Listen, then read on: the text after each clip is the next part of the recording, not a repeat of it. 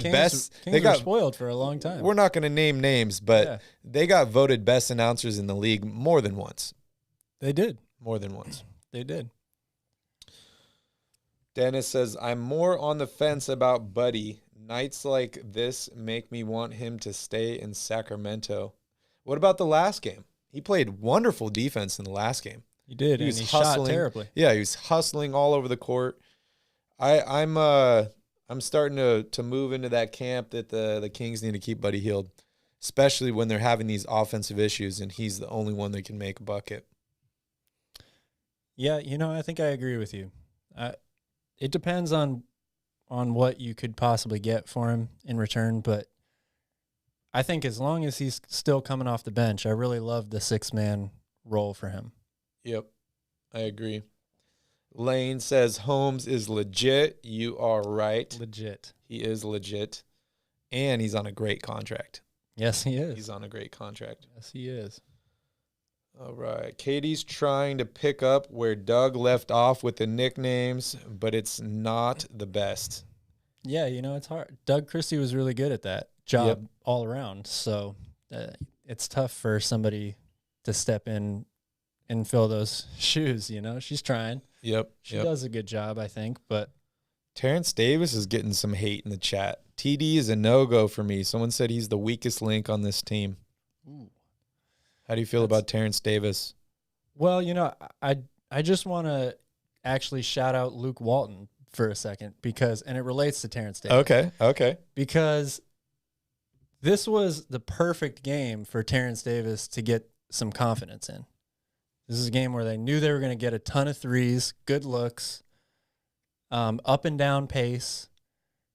And Terrence Davis came into this game well before it was in hand, before it was a blowout. I think Luke Walton knew that, and he knew he was going to have an opportunity to get Terrence Davis a little bit of his mojo back, So I thought that was great. We talk a lot on this show about rotations and whether or not it's the right call to play this guy on one night, another guy on another night, how short the rotation has been, who should be the first guy off the bench. I really think Luke Walton's doing a good job with this overall. Yep. I think he's being smart about it. He knows his players. He knows when there's an opportunity to get somebody some confidence and good looks out there. Other than Marvin Bagley. Like that. Other than Marvin Bagley. But, if you don't want to play him, then don't play him. And that's exactly what they're doing. Yep. Yeah, Jerry Reynolds was the nickname master. Jerry came up with the best nicknames. That is very true, Ivan. Grant, he got a raw deal, you're right, but he seems to be doing okay. He's got his own YouTube channel with Miami in the background. Yeah, he seems to be having a good time. He can say whatever he wants now. He would want his job back, though. Yeah, I think so too, but he can say whatever he wants now. He probably doesn't have to work as hard. He doesn't have to travel. Are great. Cole says, would you trade Buddy Hield for Ben Simmons? Oh, thanks, Cole. That's a tough one.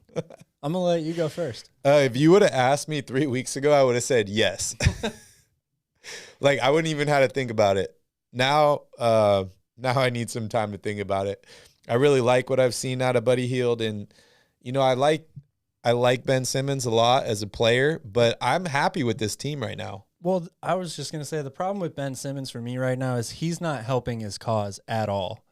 He's making himself look worse and worse. And again, I don't want that to be taken the wrong way. Mental health is a very serious thing, and you should obviously seek help if you feel like you need it. But he's not in my eyes, if I'm looking at this from a GM's perspective, he's not making himself more attractive to me. Yep. As a trade piece. Mm-hmm. So when it's a tough call, when a deal is 50-50, it's I see a lot of good things about it and a lot of bad things about it. It's things like that going on with Ben Simmons that make me outweigh it as to, no, I'm not going to do the deal.